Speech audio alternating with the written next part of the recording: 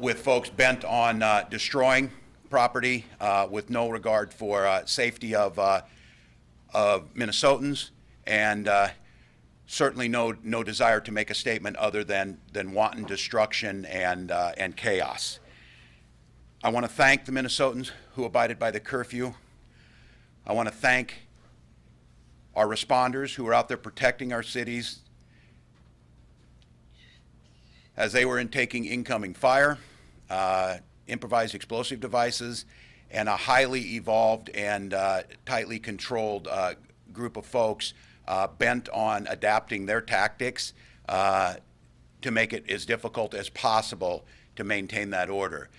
My mission has been very clear to the folks in Minnesota, in conjunction with Mayor Frey of Minneapolis, Mayor Carter of St. Paul, is protection of citizenry and property is our top priority, and maintaining and restoring civil order on the streets. I think what's really important to recognize is the tactics and the approach that we have taken have evolved and need to evolve the same way, with a sensitivity to the legitimate rage and anger that came after what the world witnessed in the murder of George Floyd, and was manifested in a very healthy gathering of community to memorialize that on Tuesday night, was still present to a certain degree on Wednesday. By Thursday, it was nearly gone, and last night is a mockery of pretending this is about George Floyd's death, our inequities, our historical traumas to our communities of color. Because our communities of color and our indigenous communities were out front fighting hand in hand to save businesses that took generations to build, infrastructure and nonprofits that have served a struggling community were torn down and burned by people with no regard for what went into that. So let's be very clear. The situation in Minneapolis is no longer in any way about the murder of George Floyd. It is about attacking civil society, instilling fear, and disrupting our great cities. With that being the case, as we indicated last night, our tactics again is to try and reduce loss of life, to do what we can to restore order. We mobilized the largest mobilization of National Guard that were in the field last night of over 700. We pulled in state patrol and state assets to augment Minneapolis and St. Paul's force. And as I told people who are listening, this is not an infinite number of people that we can pull. The Minnesota Patrol is a highly trained, highly organized force that when every single one of them is up and operating is at about 700. You can't operate all the time on that. The same thing with the Minnesota National Guard and, of course, the cities. So as you saw this expand across the United States, and you start to see whether it be domestic terrorism, whether it be ideological extremists to fan the group, or whether it be international destabilization of how our country works, those elements are present in all of this. I spoke early this morning with the Secretary of Defense, Esper, and with the Chairman of the Joint Chiefs of Staff, Milley, extensively to update on the situation, receive their situation report as they're seeing it across the country, and to suggest courses of action of going forward. In consultation with the mayors and the resources they have, and just to be very clear as you witness this, whether it be New York or Denver or Louisville or Las Vegas, there is no mayor in America that has the resources to push back on an organized attempt to destabilize civil society with no regard for life or property. So in consultation as a group, and as we set this morning, I'm authorizing and talking to General Jensen to fully mobilize the Minnesota National Guard, an action that has never been taken in the 164-year history of the Minnesota National Guard. We will pull in assets as we have been doing, and for those Minnesotans who are wondering, where are the fire trucks? Where are the police that are out there? The situation was so broad and the tactics were so bent on causing destruction that every single person we had mobilized, again, the largest in state history last evening, was engaged in that. By this afternoon, our hope is to exponentially have that force out there, to use all other resources in the state and our partnerships of sister cities across there and counties to help us. And I have made initial calls and will be speaking with the governors of adjacent states who will be providing significant support through their National Guards. The message is clear, Minnesota. We had a tragedy on Monday night. We understand the work that we need to do and the generational pain that went into what happened with George Floyd and that murder.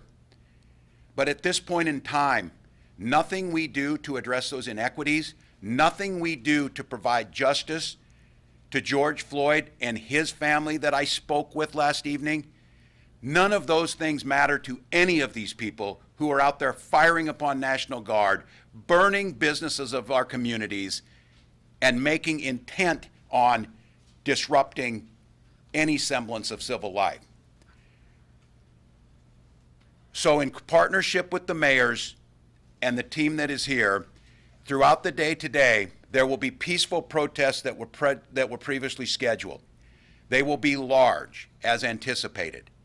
And today will be an expression of that grief, of the loss of George Floyd.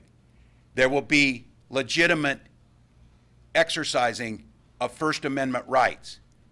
Every single person in this room will put all of these resources we're talking about to protect their right to do that, to protect their right to gather as community. I will continue to stress because it seems a lifetime ago.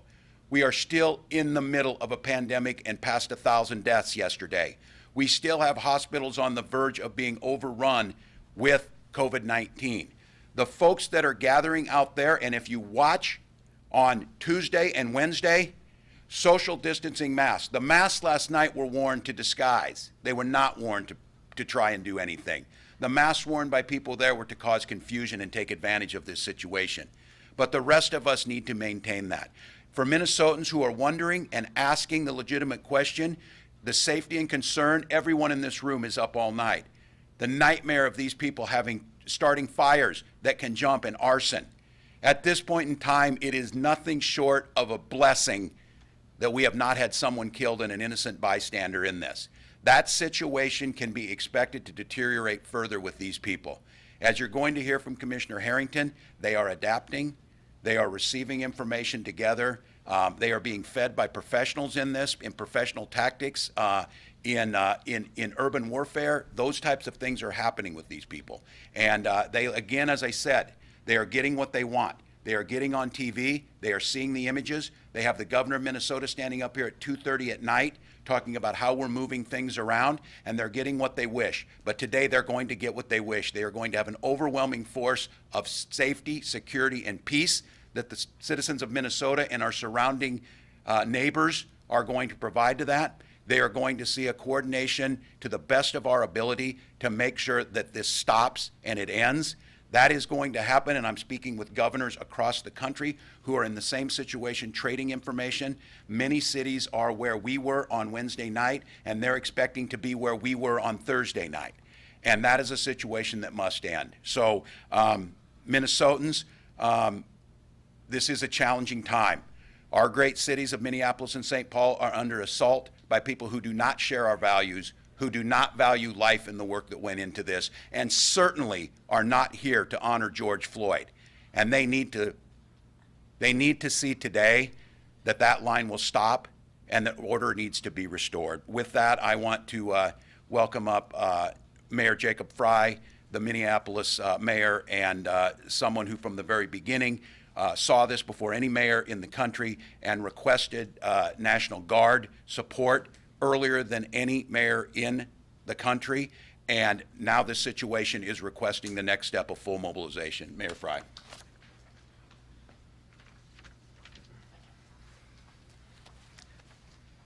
Thank you, Governor. The show of force tonight has got to be about safety, security, peace, and order. Our Minneapolis residents are scared, and rightfully so. We've seen long-term institutional businesses overridden. We've seen community institutions set on fire, and I want to be very, very clear. The people that are doing this are not Minneapolis residents. They are coming in largely from outside of the city, from outside of the region to prey on everything that we have built over the last several decades. The dynamic has changed over the last several days.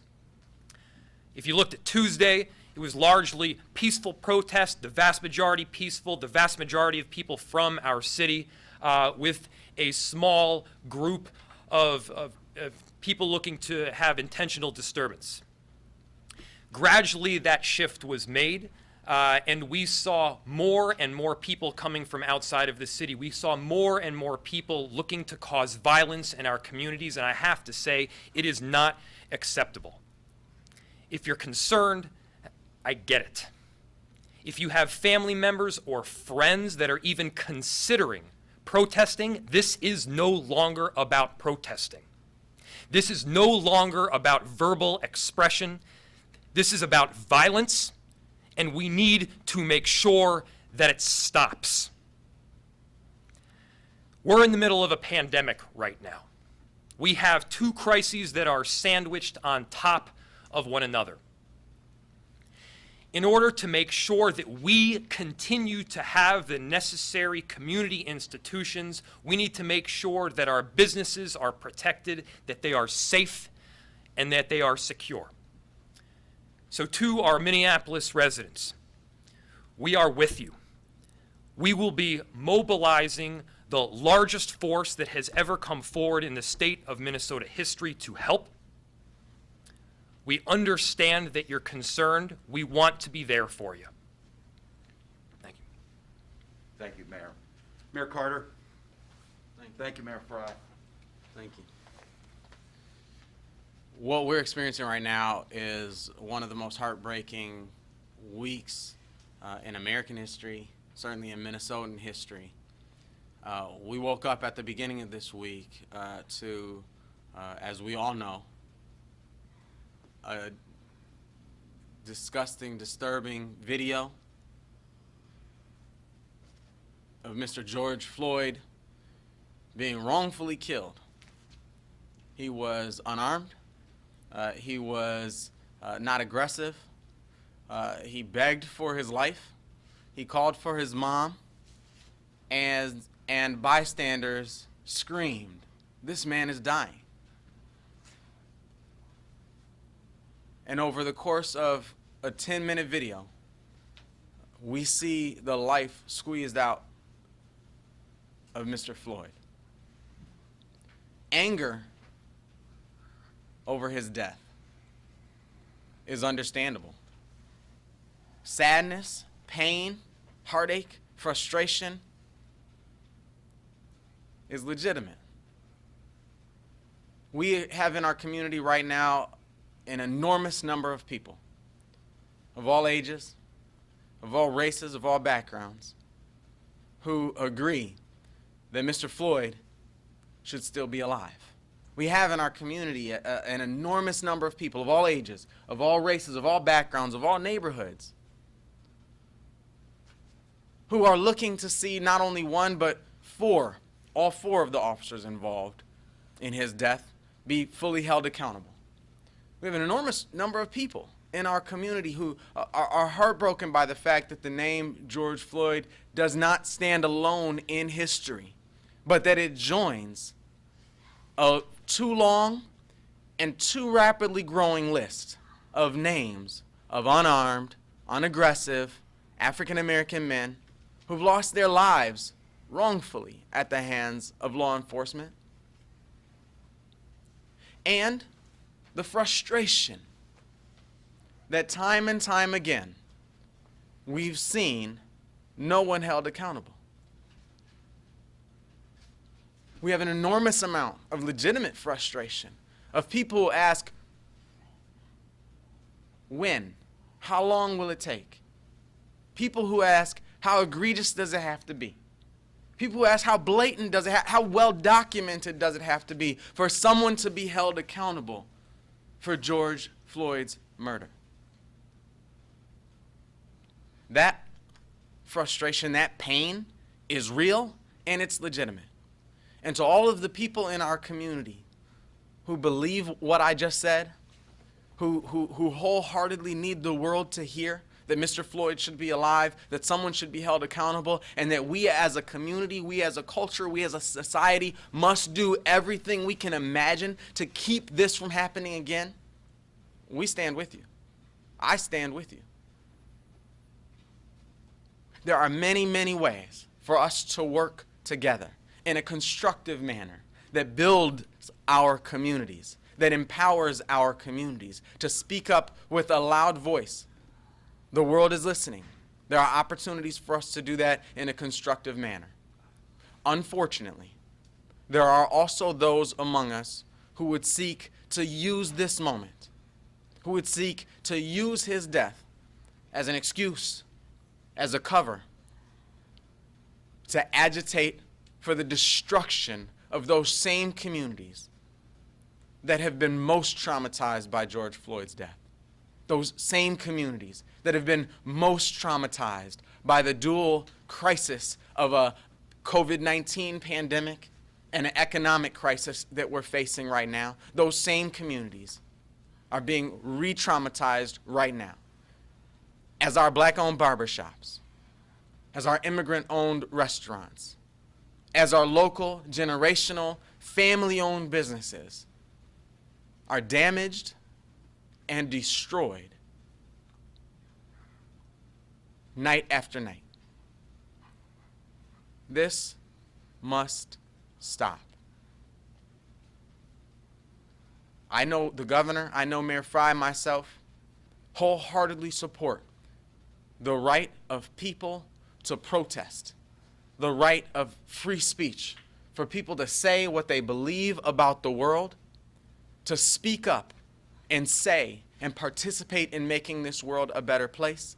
That right to speak stops at destruction of lives, destruction of property, destruction of livelihood.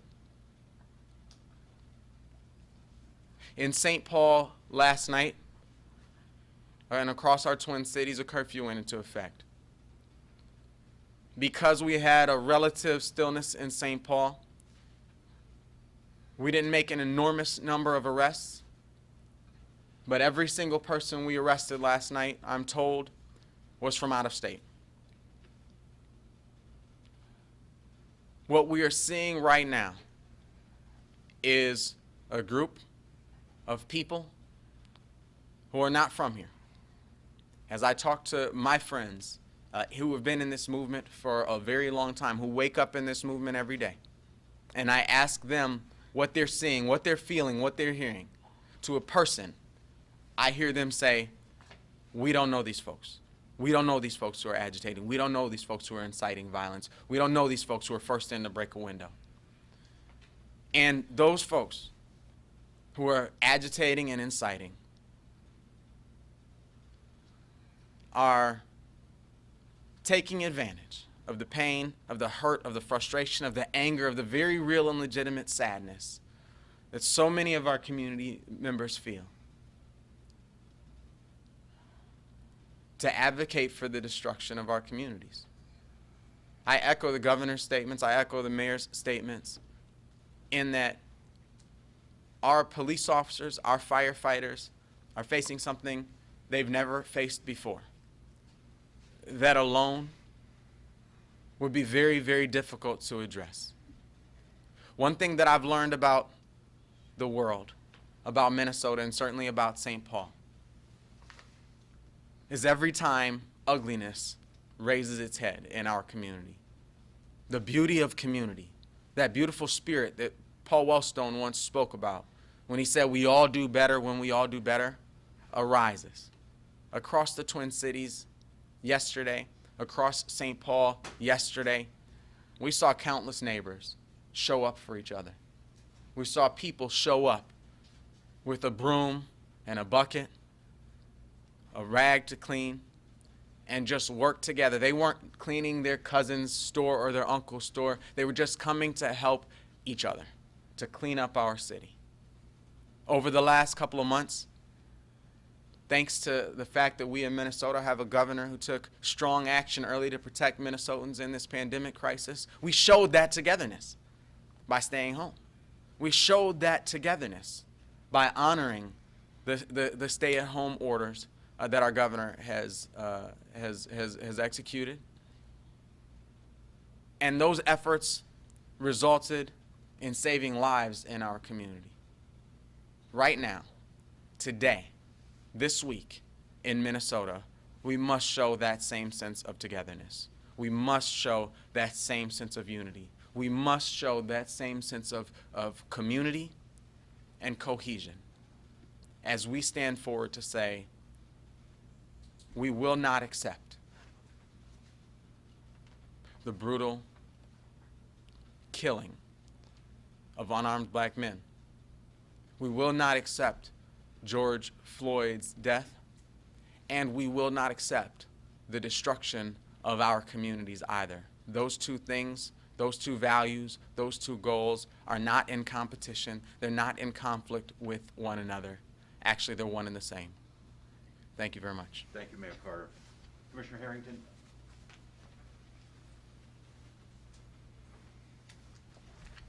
I'm John Harrington, the Commissioner of the Department of Public Safety.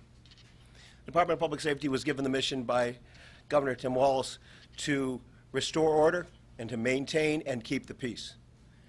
We have assembled the largest civil policing authority in the history of Minnesota. I've been in policing for 40 years, and there has never been a time when I have had as many officers, deputies, and state law enforcement officials come together for a single mission. We are working together under a unified command to make sure that we can be out there to keep the peace. But I will tell you that we have seen a change over the last couple of days. We have seen from the earliest demonstration, which were peaceful demonstrations that were largely demonstrations where people were trying to express the horror and the trauma of having Mr. Lloyd's life snuffed out. I'm not seeing peaceful demonstrations, and I am not seeing, frankly, any empathy or any heart for Mr. Lloyd or for the communities that he loved and the communities he belonged to. Last night, we saw not only a change in the temperament and the approach of what I will call rioters. They weren't demonstrating for a cause. They were not protesting for injustice. They were simply bent on destruction of property, and they were bent on trying to hurt people. And they didn't really care who they hurt in the interim. We had multiple shots fired in both cities coming out of the rioters' group. We had officers and National Guard officers, National Guardsmen and women shot at. We had improvised explosive devices used to injure state troopers, DNR, and others. We saw them break into post offices, and we saw them try and destroy not only public property, but repeatedly set fires to private property with absolutely no, I mean this, absolutely no sense that there were people who, that was not just their shop, it was not just their business, but that was their home. That's where their sweat and blood and life was based out of, and they burned it to the ground with no second thought. We also saw a shift in the numbers last night. As I said, we put together 2,500 public safety folks between National Guard and cops and state troopers and everybody else. That is an enormous number of law enforcement people. And we were confronted with tens of thousands of rioters. I want to repeat that. That little group that started out embedding themselves into George Lloyd's memorial service is no longer the little group. It is, in fact, the group that is throwing projectiles, throwing batteries, firing into crowds and setting fires and attacking firefighters, EMS, law enforcement, sheriff's department, and National Guardsmen as they seek to provide safety in our community. We have watched these groups grow both in brazenness, and we've watched them also grow in challenging approaches that we have had to adapt to. We have watched them take on efforts where literally there are 5,000 of them surrounding a building, trashing the building, and then when confronted, running back under the cover of darkness into residential areas.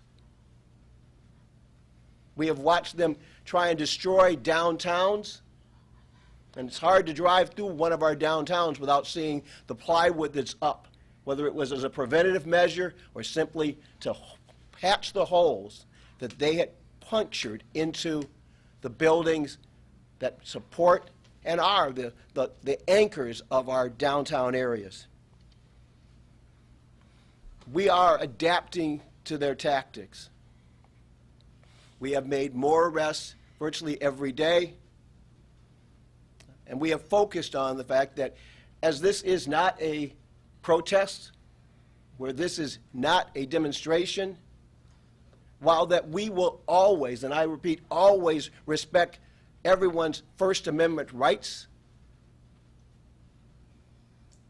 those rights stop at the end of a Molotov cocktail thrown into an open business. Those rights stop at the point that you loot the liquor store in the neighborhood.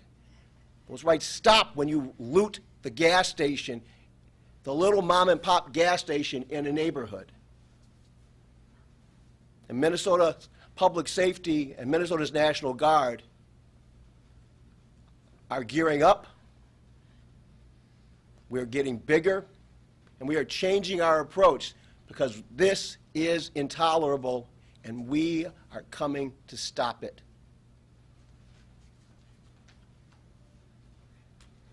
I don't want anyone to make any mistakes about that. We will make sure that those folks that come out today that want to mourn Mr. Lloyd's passing, that their rights are in fact protected. But these rioters are in fact trampling on those rights by making it too dangerous for good people to speak their minds. And we cannot, as a community, we cannot, as Minnesotans, we cannot, as members of the Twin Cities community, tolerate that. So you can expect to see law enforcement, the National Guard, from state, county, and local in lockstep tonight, preventing, responding, rescuing, and repelling attacks on our businesses, on our personal safety, and on the personal liberties of the Twin Cities area. At this time, we'd introduce General Jensen, of the Minnesota National Guard.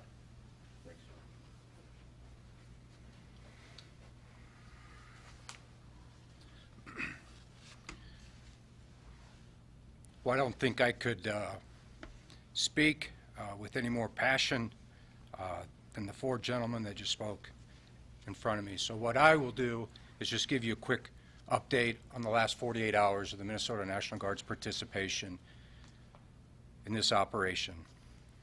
24 hours ago, we had approximately 400 guardsmen on state active duty in support of the governor's executive order.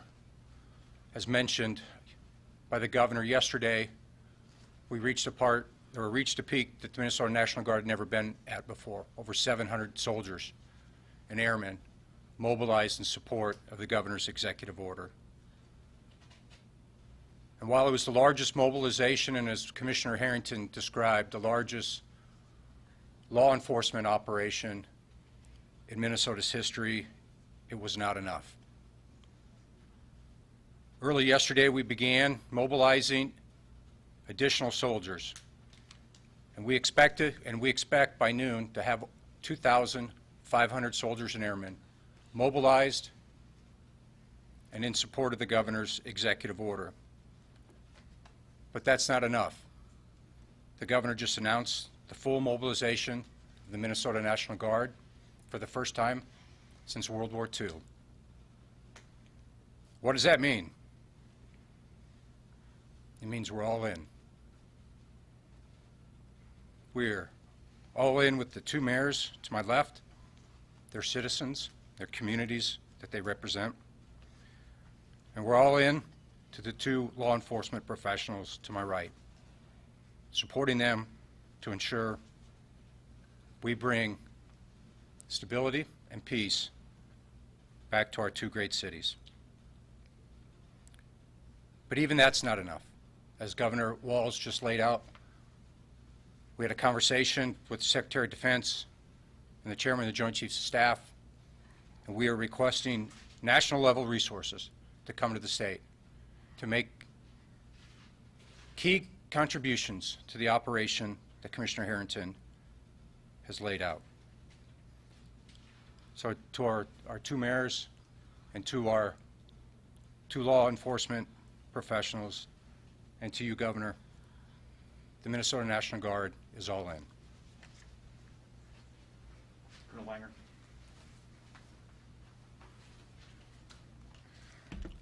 Thank you, Governor. I don't intend on rehashing the ground that has been covered by all the folks up here saying the important things they said, but I do stand here as Chief of the Minnesota State Patrol to say that we have done something that we've never done in the history of our organization all the way back to 1929 in terms of the mobilization of our state troopers from all across Minnesota that have come to the metro area to do whatever we can to get back to what we believe in as an organization and as the Minnesota State Patrol, that we reflect our core values of respect, integrity, courage, honor, and excellence. That's who we are, and that's who we believe Minnesotans are too. And our job is to get out there in the middle of the mission that we're confronted with right now, to stop the criminal behavior that we have been seeing, and to prevent the criminal behavior that we regretfully anticipate we will see tonight and into the near future. We're working as hard as we can because I've heard from plenty of Minnesotans that they don't like what they see. They don't think that what is going on represents who we are in Minnesota, and they want to help. So we need your support, we need your prayers, and we need your thoughts as we work as hard as we possibly can to get Minnesota out of this current situation and stabilize so that we can move forward and make the state what we believe it should be, one that is safe for every single person who lives or visits this wonderful state. Thank you. Thank you, Colonel Langer. Minnesotans, before I take questions, I'd just like to, I think you got an assessment of what's on the ground.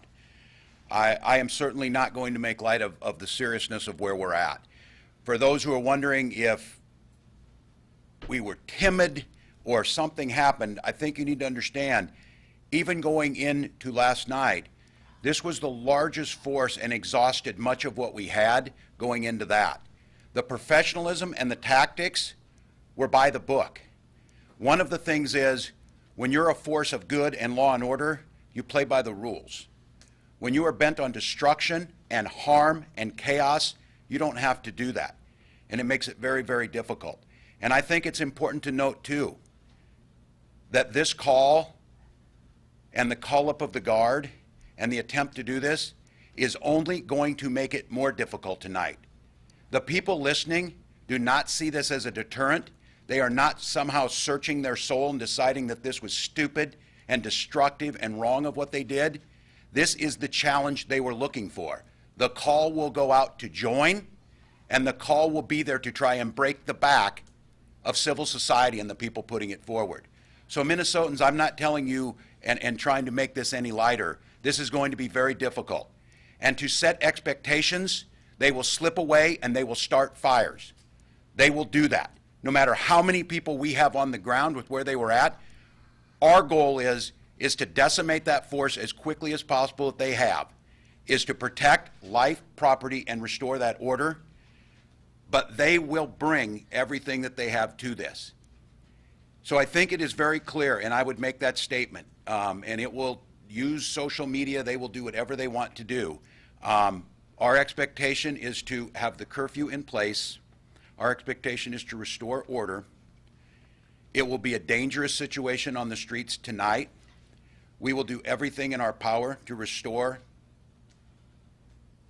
that order that Minnesotans expect, that Minnesotans demand.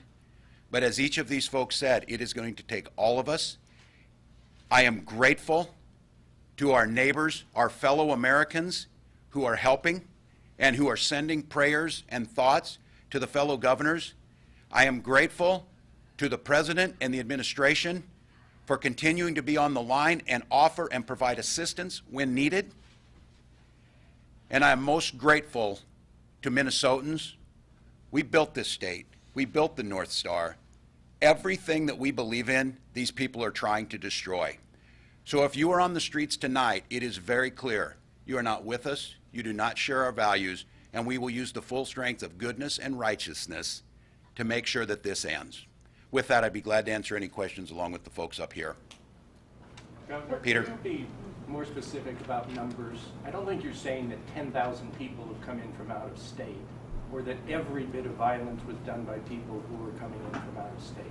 So where did that sort of cross over from earlier demonstrations to what's going on now? And again, what kind of numbers are you talking about, and what can you share Yeah, I'll with let us these as far folks as go. intelligence? Yeah, no, it's a good question. But Peter's question is about how do we know this? And I want to just be very clear, as I said earlier in the week, this is not about saying, oh, this isn't us, it's everybody from everywhere else.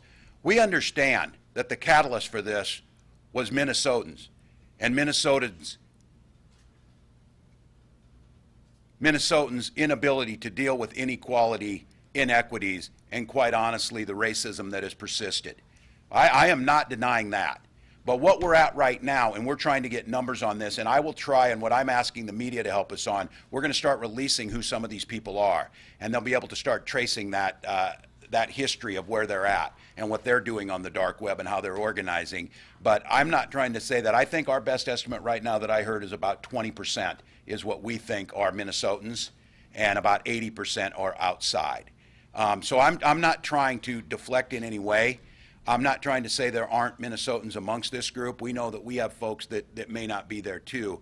But the vast majority right now, and I think the difference is, and this is where Mayor Carter, Mayor Frey spoke eloquently on this, our heart and our solidarity are with folks who understand what happened Monday night to George Floyd. Must see justice, and we must fix. But these folks are not them. So that's a good question, and we'll get more data. Peter, you want to follow up on that? All right. Yes, sir. Ewan Kerr from Minnesota Public Radio. I mean, who are these people, and what's happening right now in terms of you going after them? Yeah. John, you want to talk about that? As we've begun making arrests, we have begun analyzing the data of who we have arrested and begun actually doing what you would think is almost very similar to our COVID. It's contact tracing. Who are they associated with? What platforms are they advocating for? And we have seen things like white supremacist organizers who have posted things on platforms about coming to Minnesota. We are checking to see, do the folks that we have made arrests on and that we have information, are they connected to those platforms? We have seen flyers about protests where folks have talked about they're going to get their loot on tonight. And we're checking to see, are they part of an organized criminal organization? And if so, what is that organization, and how are they organized? We have been working with both our state, our county, our local, and our federal partners to start looking at issues around, is this organized crime? Is this an organized cell of terror? Where do these folks, where's the linkage is what we're doing. And so we are in the process right now of building that information network, building that intel effort so that we can link these folks together, figure out what the organizations that have created this, and then just understand how do we go after them legally. That is absolutely part and parcel of our mission. We are, in fact, public safety, and we recognize that there are legal issues that are involved here, but we are not going to tolerate the violence and the destruction that they're using as a cover for the other illegal activity. If I could follow up, you said you're going to release names, you're going to release information. How will that happen? What form? I expect that we'll be able to release some of the names of those folks that have been arrested and some of the background information that we have pulled together, and we hope to be able to do that today. I think putting that in the media too is the help on that, and the frustration we feel about who are they, why do they do this, and it was one of the things I've asked them to get this out clearly. Next question, please. Governor, can you talk a bit more about your conversation with Secretary Esper this morning and what we might expect in terms of federal military assistance? Yeah, this is the second conversation in 24 hours with Defense Secretary Esper and Chairman of the Joint Chiefs of Staff, Milley. I was joined on that call by our leadership team, General Jensen being the lead with military affairs. We're looking at what are the resources they have. Is there signal intelligence that we can get from them? Are there things that they can provide us? And then talking about the mechanisms that we use in the National Guard. I think it's really important, again, for folks to think about the uniqueness of our nation of protecting civil liberties is to make sure that civilian control of the military, and especially inside the United States, is carried out by civilians, by citizen soldiers, by National Guard. This goes back to 1804 and the Insurrection Act, and when we redid it in 2007. I was the lead author of it in 2007, so I understand very clearly the militarization of a civilian population is a deep concern. That's why we're accessing, and they're helping us access all these assets through the National Guard and our surrounding states. They also were able to provide their intelligence support of what they're seeing, what they're signal intercepting. They have, obviously, from NSA and others, massive support to be able to see who these operators are. And I think for Minnesotans, as you saw this, and it's been 48 hours playing out, just thinking about this, the wars that we fought to protect our nation, the war on terrorism, all of that, over the last 72 hours, these people have brought more destruction and more terror to Minnesota than anybody in our history. That's who we're up against. When you see them out there wearing a T-shirt or a baseball hat and walking down, that is not who they are. That is not who this is. And so I think it's very clear to change your mindset as we're changing ours, and keeping that line again of the respect for peaceful protesting. It has morphed over the last 48 hours to something very different. Yes? The curfew did little to stop the destruction that happened last night. You're talking about how you're going to change tactics and the amount of law enforcement that you have here, yet we have crews out all night. We didn't see law enforcement till well after 11 o'clock.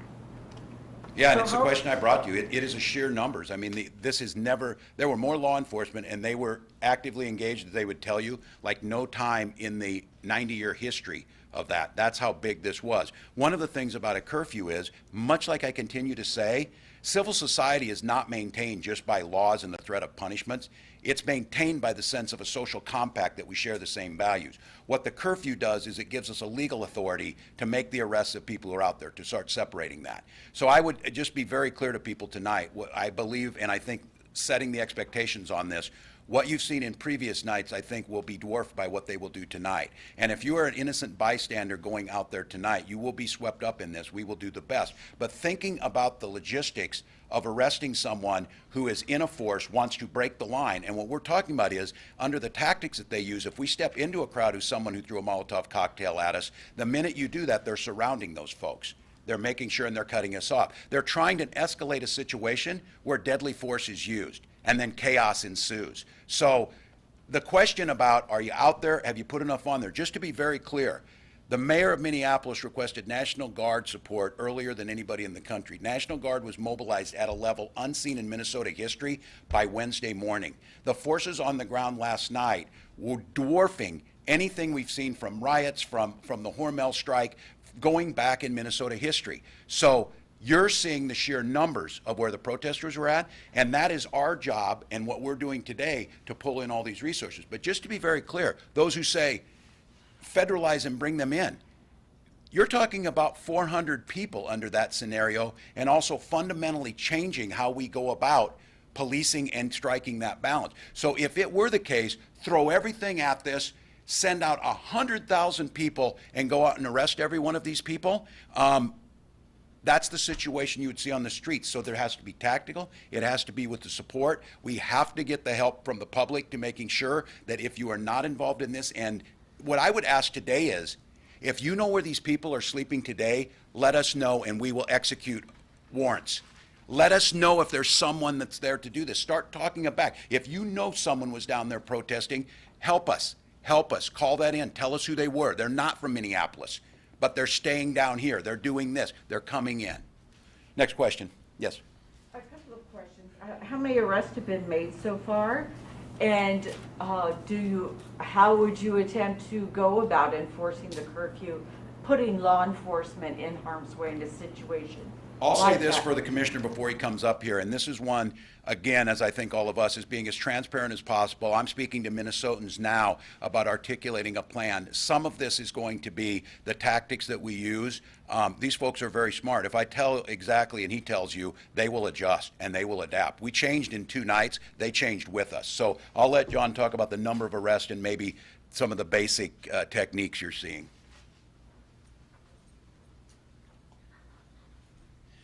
On the St. Paul side, as best, and these are all preliminary numbers, we had around 20 arrests made on the St. Paul side. Over half of those were for burglary, and when we talk about burglary, if you can think about those grocery stores and those Walgreens and all of the liquor stores and the pharmacies that have been broken into, as you look at all the plywood that's up and about, they were significant numbers for burglary, and then there was about a third of that total was for curfew violations in addition to that. On the Minneapolis side, I believe there was, once again, close to 20, I think between 15 and 20 there. And once again, much of that was for curfew violations and or for destruction of property. So that's the numbers we have so far. We recognize that that's only essentially St. Paul and Minneapolis. We really need to get both Hennepin County booking numbers, Ramsey County booking numbers, and we recognize that as there were fire bombings done throughout the metro area, that we actually we're going to have to tap into Washington, Dakota, Anoka County also, because we understand that they also had crimes committed in their jurisdictions. Do the mayors agree that anyone out tonight after 8 o'clock is aiding and abetting these folks and providing cover for these folks? And are you telling legitimate protesters to not help provide cover? Peter, I didn't catch the second part of your question there. Are you telling folks in your cities that they are providing cover for this activity when they are out after curfew and that they should stop doing that? Yes, by being out tonight, you are most definitely helping those who seek to wrong our city. And let me be clear about this curfew. The people in our city, the residents of Minneapolis, they are not abiding by the curfew because they don't want to get arrested. They're abiding by the curfew because they understand that it's the right thing to do for our city. Londoners during World War I and World War II didn't turn off their lights because the government told them to. They turned off their lights because they recognized it was the right thing to do for their city and in their country. And that's exactly the same thing as to what we're seeing right here. And let me be clear about the numbers that we've seen. Early on, there were so many questions about why don't we just arrest our way out of this on Wednesday and Thursday. And why don't we have an officer placed at each and every business? If we were to place an officer at all of the businesses that we were seeing getting attacked and looted, it would be one officer facing, in some instances, 100 people coming in. If they were to arrest one, the other 99 walk right by. We certainly don't want to incite additional violence by triggering some form of force. And so this became a very difficult situation that was not about planning or strategy, but about math. I want to be very clear. We did not have the numbers early on. This was about math. On Wednesday afternoon, I called the governor as soon as I heard from our chief, Arredondo, and requested assistance from the National Guard. We are very appreciative to have those resources. We definitely need the numbers because we can't do it alone. And now that we do have a very concerted and unified contingent right now, and so tonight, yes, most definitely abide by the curfew. We'll need everybody complying. If I could ask. Can I ask Mayor Carter to respond to that? Sure. Yes, thank you. I think we've all made the distinction that there are people who are seeking to peacefully protest, and there are other people who are agitators who are seeking to agitate and incite violence. The problem that we're hearing from a lot of our friends who have been in the movement here in Minnesota for a very long time is that you have somebody who will go forward and break a window or try to start a fire or something, and as the governor mentioned, then go run back behind the people who are trying to peacefully protest and use them essentially as human shields. And so, I hear people saying, the curfew didn't work to stop the incidents that happened last night. To be clear, I don't think there's an expectation that people who are here from out of town to incite violence are going to say, oh, shoot, we can't go out there because the mayor implemented an 8 o'clock curfew. What that's designed to do is separate those well-meaning community members who are heartbroken, who are feeling legitimate anger and sadness, and ask them, as the mayor just said, to stay home, to stay out of that, so that we can separate who are the people in our community who are hurting, who need to be able to peacefully express their First Amendment rights, from who are the people in our community who are looking to break a window or start a fire or create destruction in our communities. So I would echo exactly what the mayor just said. Just by virtue of being out in that space, just by virtue of being a part of a crowd that the people who would hope to destroy our communities can hide in, that, yes, would be aiding those who are attempting to destroy our communities. That's the purpose of the curfew. Thank you. We will gather at noon. I would ask this before we go. We'll gather at noon. 1 second, please. Sorry. We'll gather at noon with civil rights leaders, members of this movement, folks who understand this clearly, and have them speak to you, too, about this very question. I'm sorry. Please go ahead. One more follow-up question, very important if possible. When you talk about full mobilization, how many National Guard troops are you willing to accept, have you asked for? Can we get specific? This might be a distinction on when you're in the Guard and when you're ready to deploy. Yeah, we have approximately 13,200 Minnesota Guardsmen. Now, all of them are not qualified to be fully mobilized because they haven't conducted basic training or their military occupational skill training. But when the governor tasked me this morning with full mobilization, his expectation is that every soldier and airman, regardless of job, of military job, is available for this operation. So at this time, I don't have a number to give you. The top end, as I mentioned, 13,200. The bottom end is where we are right now, 2,400. So it'll be in between those two numbers as we work through this. Thank you. Last question. So the president has offered federal troops to come in. Has he been consulted with you on that, and are you going to accept it? And what kind of a precedent is that going to set? Yeah, and that was going back to an earlier question, the question of the president offering that. And this has happened before, of where they put their 82nd Airborne and some of those on readiness. Yes, we've been consulted early. I spoke to the president himself 2 days ago. Have spoken twice with Secretary Esper and Joint Chief of Staff Chairman Milley, along with the guidance of General Jensen, about what that would look like. As I said earlier, the resources there provide us in material resources.